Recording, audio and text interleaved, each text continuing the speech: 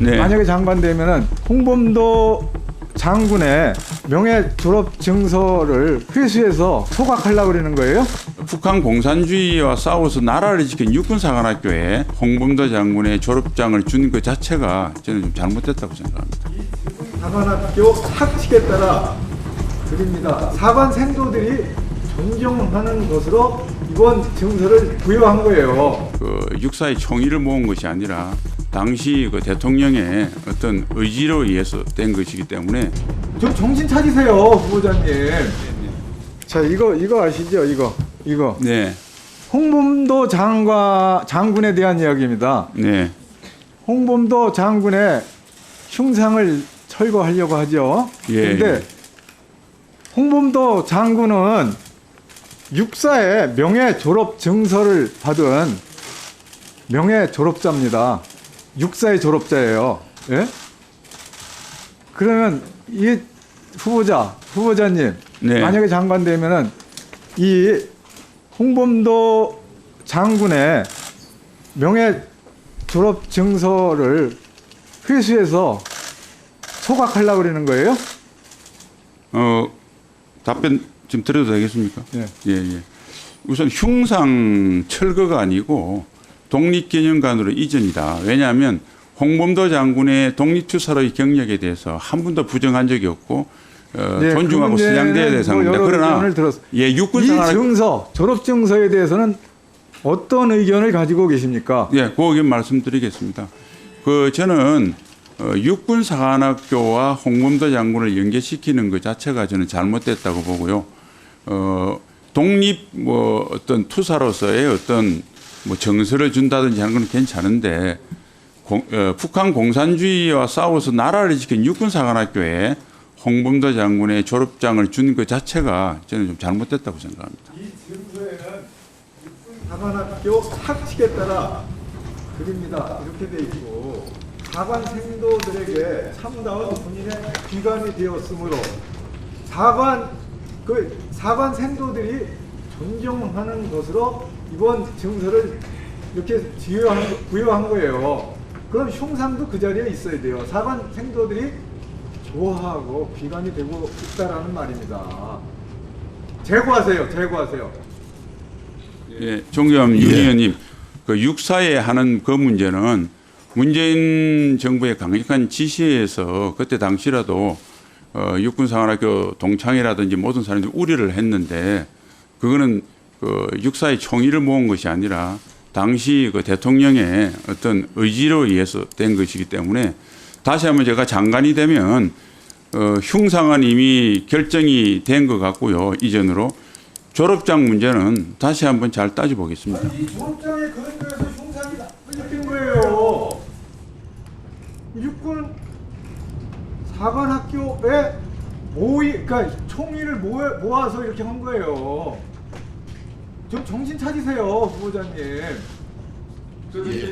예. 수고하셨습니다. 윤석열 대통령에 대해서 후보자 시절에 그리고 대통령으로 취임한 이후에도 대단히 박하고 인색한 평가를 갖고 계셨잖아요, 후보자께서. 그것도 부정하십니까? 네, 한때는 유승민 대표가 확인했듯이 군 미필자는 대통령 자격이 없다 이런 말씀까지 하셨잖아요. 네, 그런 말을 한 적이 근데 지금도 그 생각 유효합니까? 아니면 생각이 바뀌었어요? 아니 그 생각은 유효하고 그럼 윤석열 대통령은 군 무필자니까 대통령 자격이 없는 거네요? 아니 그것만 볼 수 없고 유승민 전 대표 네, 지금 만나십니까? 안 만납니다. 왜 안 만납니까? 유승민 대표의 관계를 제가 이게 말씀드리기가 그거는 적절치 않은데. 한때는 여야를 통틀어서 가장 훌륭한 대통령 후보라고 얘기하지 않았습니까? 네, 그 뒤로 그때 처음에는 그렇게 판단했는데 최근 1, 2년간 저하고 정치적 생각이 좀 다르다고 생각을 해서. 아니 유승민 대표의 그 안보특별위원장도 하셨고, 이게 이 정책본부장까지 이렇게 진행하시면서 한때는 여야를 통틀어서 가장 훌륭한 대통령 후보다 이렇게 말씀을 주셨는데 지금은 유승민 대표가 잘 안 나가서 잘 못 나가서 안 만나시는 거예요? 세간에서 보기에는 그렇게 오해할 수도 있지 않겠습니까? 그럼 또 물어보겠습니다.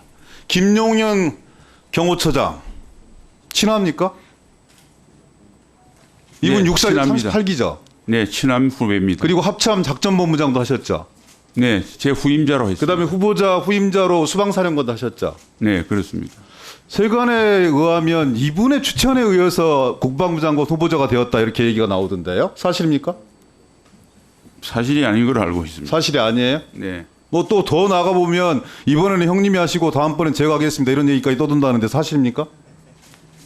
그야말로 가짜 뉴스입니다. 가짜 뉴스예요? 네. 가짜 뉴스가 생성되는 그 이유가 있을 거예요. 가짜 뉴스라고 단정을 하셨으니까 그 이유는 뭐냐면 김용현 처장과 이분이 제가 보기에는 어떻게 보면 국가안보 분야까지 상당한 영향력을 미치는 분으로 알고 있는데 이 후보자와의 각별한 인간관계 이런 부분까지 포함하면 당연히 이분이 중간에 뭔가 역할을 하지 않았겠냐 이런 게 합리적 의심이라고 생각되는데 추론이라고 생각되는데 동의하지 않으세요?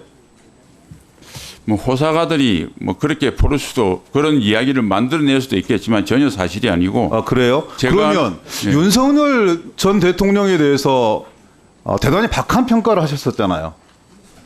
다시 못 들었습니다. 윤석열 대통령에 대해서 후보자 시절에 그리고 대통령으로 취임한 이후에도 대단히 박하고 인색한 평가를 갖고 계셨잖아요, 후보자께서. 그것도 부정하십니까?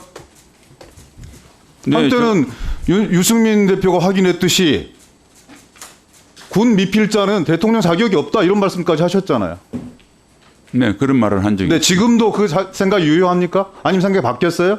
아니 그 생각은 유효하고. 그럼 윤석열 대통령은 군 무필자니까 뭔가 그 대통령 자격이 없는 거네요? 유효하시다면? 아니 그것만 볼 수 없고. 그런데 그럼에도 불구하고 윤석열 대통령이 자신을 대통령으로 인정하지 않는 듯한 그런 발언을 했는데도 불구하고 국방부 장관 후보자로 낙점을 했다. 뭔가 이유가 있는 거 아니겠습니까? 그 과정에서 김용현 경호처장이 역할을 했다. 이렇게 접근하는 게 완전히 가짜 뉴스예요? 매개고리가 있을 거 아니에요. 유승민 대표하고 그렇게 친했는데 관계가 단절이 되었고 이제 그렇게 비판에 맞이했던 윤석열 대통령과 얼마나 가까운 관계로 발전했기에 지금 일국의 현역 신분의 의원이 국방부 장관 후보자로 낙점될 수 있겠는가? 국민들이 보기에는 좀 이상하지 않겠습니까? 안 그래요? 존경하는 기동민 의원님 질문을 다 하시고 제가 설명을 하는 게 낫겠습니다. 중간에 말을. 그러면 예. 전광훈 목사하고는 친합니까? 친하지 않습니다. 그런데 그분한테 용장이라고 그랬잖아요. 그분이 장수입니까? 용감한 장수예요? 왜 그런 평가를 하십니까? 제가 용장이라고 한 평가를 했는지는 아이고 워낙 많은 말씀하셨기 때문에 200개의 그 말씀 중에 하나였기 때문에 평가하지 못, 기억하지 못할 수도 있다고 생각합니다. 네, 네. 그렇게 말씀하셨어요. 네, 이런 네. 과정들을 봤을 때 이렇게 오해할 수 있을 것 같아요. 만약에 그 후보자께서 이런 평가를 받는다면 억울하시겠지만 박지만에게는 박지만이 원하는 방향으로 유승민에게는 유승민이 원하는 모습으로 전광훈에게는 전광훈이 원하는 모습으로 윤석열에게는 윤석열 대통령이 원하는 모습으로 충성하려고 하는 거 아니냐. 이제 그러지 않으셨으면 좋겠다. 국민들한테 충성하는 신원식 후보자를 보고 싶다. 이런 주문에 대해서 어떻게 생각합니까? 예, 국민들이 원하는 모습으로 하겠다고 하는 기동민 의원이 충정 어린 제언에 대해서는 제가 100% 수용합니다. 그런데 제가 앞에 있는 여러분을 언급하면서 맞췄다고 하는 것은 제가 그는 감히 사실이 아니라고 말씀드리고 싶고 사람의 어떤 행동이나 생각을 뭐 이렇게 드러내 보일 수 없으니까 제가 참 답답합니다만 저는 우리 기동민 의원님께서 3년 반 동안 저를 지켜봤는데 제가 그 정도로 세파에 여기 가고 저기 가고 한 모습을 안 했다고 생각하는데 그렇게 평가하셨으면 제가 잘못이 있다 부득이 소치로 보고 앞으로 그런 한 점의 의혹도 안 되도록 행동에 신중을 기하겠습니다. 다시 한번 제가 신원식 후보자님에 대해서 네. 상당한 평가를 가지고 있는 사람입니다. 네. 지금도 그걸 의심하고 싶지 않습니다. 다만 세간에서 이런 질타와 비판과 평가가 있기 때문에 청문회 장에서 후보자께서는 감추지 않고 명명백백하게 사실대로 말씀을 주셔서 국민적 동의를 보여야 될 그런 의무가 있다. 독하게 질문하겠습니다. 문재인 있다는 것은 시가 문제입니다. 안 내려오면 붕짜자 붕짜, 안 내려오면 붕짜자 붕짜. 이것은 간첩이기 때문에 그렇습니다. 간첩. 김정은의 행복을 위해서만 사는 간첩이 아니라면 어떻게 국민의 생명을 허물어요? 문재인 전 대통령에 대해서 하셨던 발언에 대한 입장은 그대로 그 이제 그 구체적인 것은 그 각 개개의 발언에 대한 거는 제가 정리해서 청문회 중이나 청문회 직전이나 충분히 국민께 설명드리겠습니다. 12.12하고 박정희 대통령이 돌아가시는 그 공백기에 저는 그때 당시 나라 구해야 되겠다 나왔다고 봐요. 5.16 같은 게 정치법적으로는 구테타인데 사회, 경제, 철학적으로는 혁명이거든요. 그렇죠. 구테타는 절대 있어서도 안 되고 있을 수도 없고 대한민국 현실에 불가능하다고 봅니다. 앞뒤 맥락이 좀 자르고 이야기한 것 같고요. 그 과거에 했던 발언에 관련된 모든 것은 대법원 확정 판결과 그리고 정부의 공식 입장을 100% 지지합니다. 2016년 박근혜 대통령을 한멸로 이끌었던 촛불은 거짓입니다. 2016년 촛불은 대한민국의 자유민주주의를 파괴하고 대한민국의 계속성을 파괴한 반역입니다. 2016년 촛불 반역! 반역! 반역! 박근혜 전 대통령 탄핵으로 부당한 그만하시죠. 그거에 대해서는 그것도 우리가 법적 판단이 나왔잖아요. 제가 공인신분 되기 전에는 여러 정치의 견해를 자유롭게 저도 표현할 수 있겠지만 국회의원이 되고 더구나 앞으로 국무위원이 된다면 더더구나 개인적인 사견이 아닌 정부의 공식적인 견해, 우리 사법부의 판단을 존중하고 그렇게 늘 존중하는 행동을 하게 됐습니다. 예, 국방장관 후보자 부족하지만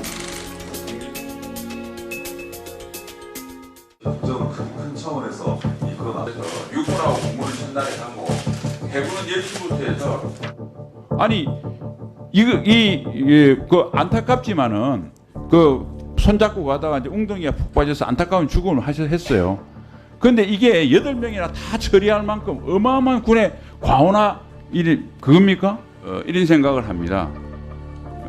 왜 국군의 뿌리를 김원봉이라고 부르고 비록 홍범도 장군이 봉오동 전투에서 공을 세웠다고 하나 그 뒤에는 자유시 거기에서 거의 1,500명 되는 우리 독립군의 씨가 마르는데 주역이었습니다. 그리고 레닌한테 가서 레닌의 권총도 받고 소위 소련군이 된 이분을 굳이 흉상을 세우고 그 육사에 만들려고 했는지.